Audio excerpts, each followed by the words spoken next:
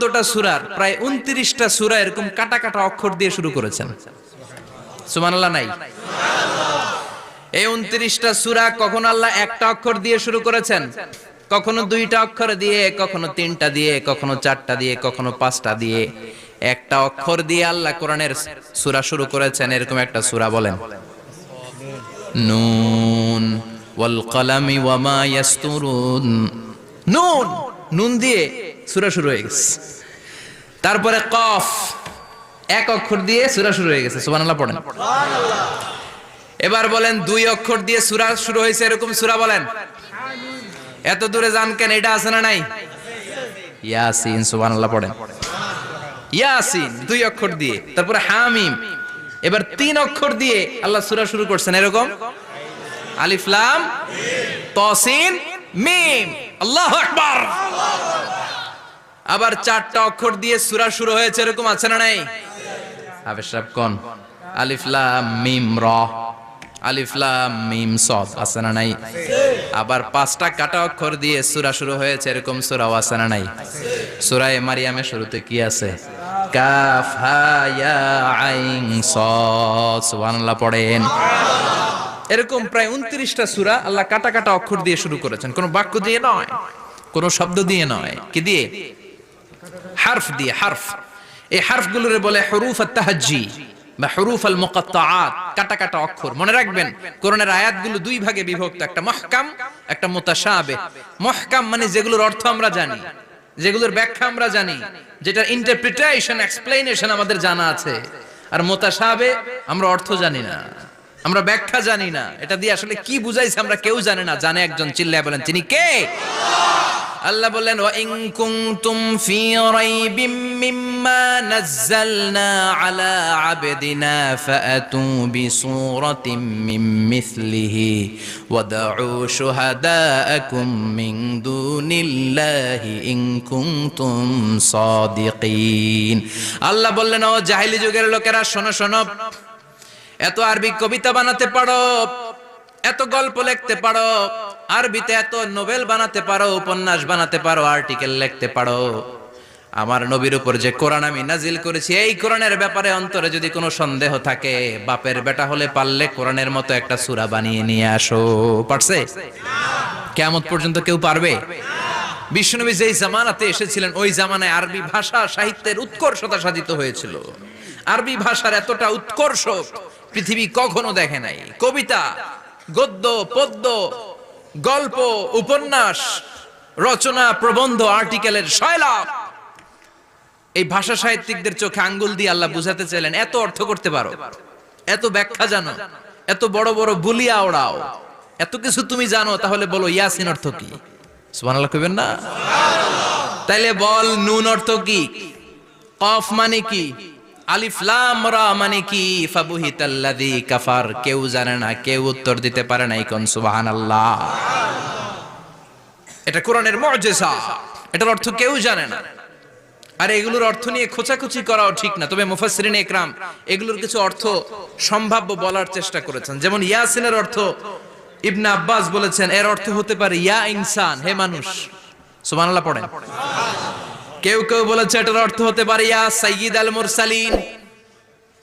কেউ কেউ বলেছেন ইয়াসিন হতে পারে ইসমুল্লাহ, আল্লাহর নাম। কেউ বলেছেন এটা হতে পারে ইসমুন লিন নবী, বিশ্ব নবীর নাম। আবার কেউ কেউ বলেছেন ইয়াসিন হতে পারে এই কোরআনে কারিমের একটা নাম। কোন সুবহানাল্লাহ। এই সম্ভাব্য সব কথাগুলো বলে পৃথিবীর সব মুফাসসিররা বলতে বাধ্য হয়েছেন আল্লাহু আ'লামু বিমুরাদিহি বিহি। এটার দ্বারা আসল অর্থ যে কি এটা আমরা কেউ জানি না। জানে কে? আল্লাহ। চিৎকার করে বলতে হবে, জানে কে? আল্লাহ। তাহলে এই সূরার মর্যাদা কম কম না বেশি বেশি? কলবুল কোরআন, এটা কোরআনের কলব। একবার পড়লে 10 পড়ার সওয়াব। আবার মুমূর্ষ ব্যক্তির সামনে বসে সূরা ইয়াসিন তেলাওয়াত করতে বলা হয়েছে। তাহলে মৃত্যুর কষ্টরে হালকা করে দেয় কে? আল্লাহ। আবার রাত্রিবেলা সূরা ইয়াসিন তেলাওয়াত করলে সকাল বেলায় নিষ্পাপ বানায় দেয় কে? আল্লাহ। মনে থাকবে? কোরআনের কলবের নাম কি? ভুলে যাবেন না তো?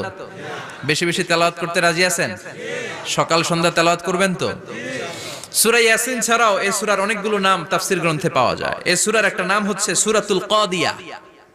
সূরাতুল কাদিয়া, তাকদি হাজাতা কারিইহা, যে এই সূরা তেলাওয়াত করে ওই তেলাওয়াতকারীর যে হাজত আছে, প্রয়োজন আছে, এই সূরার বরকতে আল্লাহ তার প্রয়োজন পূরণ করে দেয়।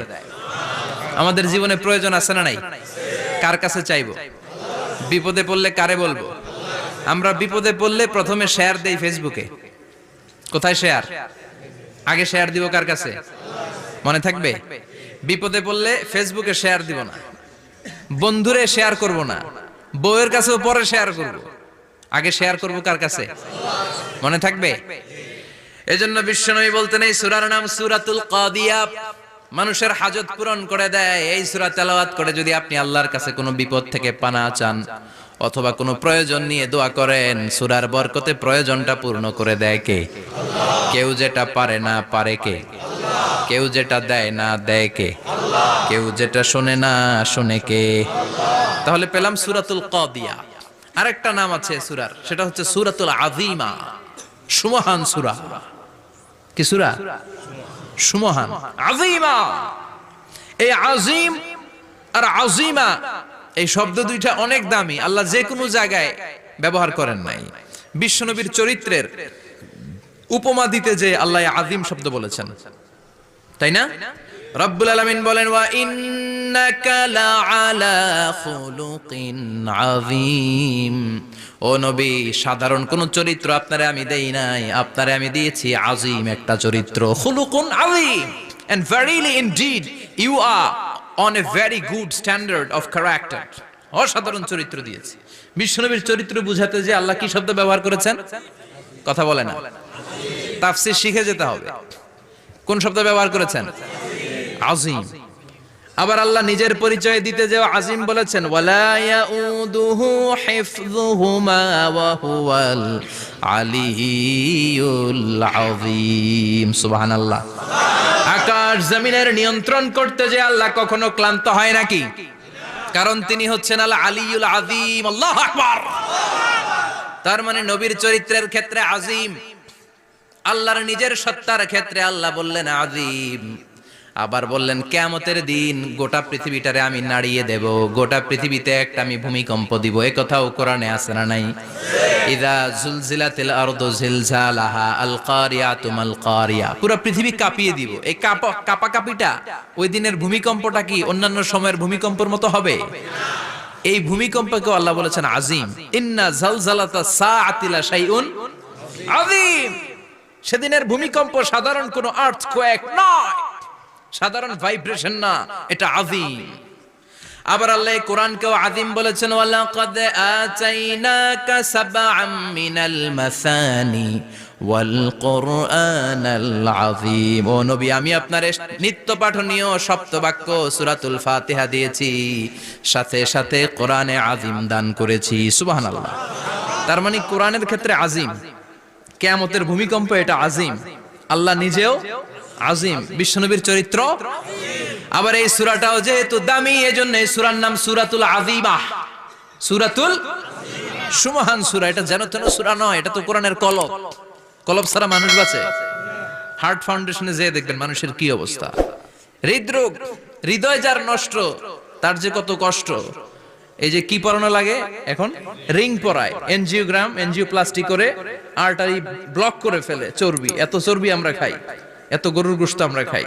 মনে রাখবেন, যেই প্রাণীর পা বেশি ওইটার ভিতরে কোলেস্টেরল বেশি। মাছের কয় পা? হ্যাঁ, নাই, এখানে নাই, মাছের পাটা নাই, কোলেস্টেরল নাই। মুরগির কয় পা? জোরে বলতে হবে। তার মানে কিছু কোলেস্টেরল আছে না নাই? গরুর কয় পা? কোলেস্টেরল বেশি না কম? এইবার কোন চিংড়ির কয় পা? সবচেয়ে বেশি কোলেস্টেরল কন্টেইন করে শ্রিম্প, প্রন, চিংড়ি। এজন্য এগুলো কম খাইতে হবে। তবে 40-এর আগে যারা আছেন ধুমায়া খান, 40-এর পরে এই যে মাটন, ল্যাম্প, ছাগলের গোশ, খাসির গোশ, চিংড়ি, এগুলো আপনার ডায়েট থেকে বাদ দিয়ে দিতে হবে। বুঝতে পেরেছেন?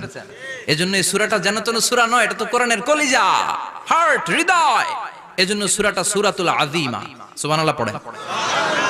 তার মানে 1 নম্বরে পেলাম সূরাতুল কাদিয়া, 2 নম্বরে পেলাম সূরাতুল আযীমা, 3 নম্বরে সূরার আরেক নাম হলো সূরাতুল মুইম্মা। সূরাতুল মুইম্মা। মুইম্মার দুই অর্থ, এক অর্থ হচ্ছে এটার বরকতটা আম, সবার জন্য, যেই পড়ে সেই বরকত পায়, এজন্য মুইম্মা। আবার মুইম্মার আরেক অর্থ হচ্ছে যেই সূরা শত্রুকে অন্ধ করে দেয়। কি করে দেয়? এই সূরার প্রথম 9টা আয়াত যদি বিপদে পড়ে, শত্রুর কবলে পড়ে আপনি তেলাওয়াত করেন, শত্রুর চোখটারে অন্ধ করে দিবে কে? আল্লাহ। বিশ্বনবী মক্কা থেকে যখন মদিনায় যায়, হিজরতের সময় বিশ্বনবী সূরাত ইয়াসিনের প্রথম 9টা আয়াত তেলাওয়াত করলেন। তেলাওয়াত করে আল্লাহর নাম নিয়ে ঘর থেকে বের হলেন। আশেপাশে কাফেররা ঘুরে কিন্তু বিশ্বনবীরে দেখে না, সবাই খেলে এরকম এরকম করে, ডানে বায়ে হাতায় বিশ্বনবীর সামনে দিয়ে যায়, কিন্তু কাফেরদের চোখ অন্ধ করে দিয়েছে কে? আল্লাহ। এজন্য কোরআন তেলাওয়াত করলে কাফেরদের চোখকে অন্ধ বানায় দেয় কে? আল্লাহ। এজন্য সূরার একটা নাম হচ্ছে সূরাতুল মুইম্মা। কি নাম? অন্ধ করে দেয়। তাফসিরে কুরতুবির মুসান্নিফ ইমাম আল কুরতুবি, উনাকে জালিম বাদশা বন্দী করেছিল। ওনার তাফসিরে এসেছে উনি শক্তিশালী লোক ছিলেন, জেলখানা ভেঙে বাঁচার জন্য দিছে দৌড়। উনারেও ধরার জন্য জালিম বাদশার সৈনিকেরা ঘোড়া নিয়ে রওনা হয়েছে, উনিও দৌড়ায়, ঘোড়াও পেছন থেকে আসে। ওমিয়া মানুষ কি ঘোড়ার দৌড়ের সাথে পারে? উনি হাঁটতে হাঁটতে হয়রান হয়ে এক বালুর ময়দানে যে ধপাস করে পড়েছেন। ওরাও ঘোড়া দিয়ে এসে নেমেছে, কিন্তু আজীব তামাশা, উনি বালুতে ধপাস করে পড়েই সূরাত ইয়াসিনের প্রথম 9 আয়াত তেলাওয়াত করতে শুরু করেছেন। ওরা নিচে নেমে ডানে বায়ে সামনে পিছনে খালি খুঁজে, কিন্তু দেখে না, সামনেই কিন্তু বসা। ওদের চোখটা অন্ধ করে দিছে কে? আল্লাহ। বিশ্বাস হয়? ঈমান হয়? এজন্য বিপদে পড়লে সূরাত ইয়াসিনের প্রথম 9 আয়াত পড়তে রাজি আছেন? আল্লাহ তুমি তৌফিক দাও। আরো জোরে পড়েন আমিন। এজন্য আল্লাহ চমৎকার ভাবে এই সূরাটা শুরু করে দিলেন। 2টা কাটা অক্ষর দিয়ে আল্লাহ বললেন ইয়াসিন ওয়াল কুরআনিল হাকীম ইন্নাকা লামিনাল মুরসালিন আলা সিরাতিম মুস্তাকিম। পড়েন সুবহানাল্লাহ। ইয়াসিন সূরাটা শুরু করলেন কি দিয়ে? এটা কি কোনো বাক্য? এটা কি কোনো শব্দ? এটা কি অক্ষর? 2টা। প্রথম অক্ষরের নাম, দ্বিতীয়টা আওয়াজ করে বলেন, প্রথম অক্ষরটার নাম, দ্বিতীয়টা। খুব চমৎকার না? বাক্য দিয়ে এই সূরাটা শুরু করে নাই। যেমন ইযা জুলজিলাতিল আরদু জিলজালাহা, এই সূরার প্রথম আয়াত, এটা একটা বাক্য না? আচ্ছা। ওয়াদ-দুহা ওয়াল-লাইলি ইযা সাজা, বাক্য না? কিন্তু ইয়াসিন এটা কি কোনো বাক্য? এটা কি কোনো শব্দ? না, এটা কাটা 2টা অক্ষর। সুবহানাল্লাহ পড়েন। তাহলে ইয়াসিন মানে আমরা জানি না, ইয়াসিনের অর্থ আমরা ছেড়ে দেব কার উপর? এরপর আল্লাহ বললেন ওয়াল কুরআনিল হাকীম, প্রজ্ঞাময় বিজ্ঞানময় কোরআনের শপথ। ওয়াল কুরআনিল হাকীম, বিজ্ঞানময় প্রজ্ঞাময় কোরআনের শপথ বা কসম।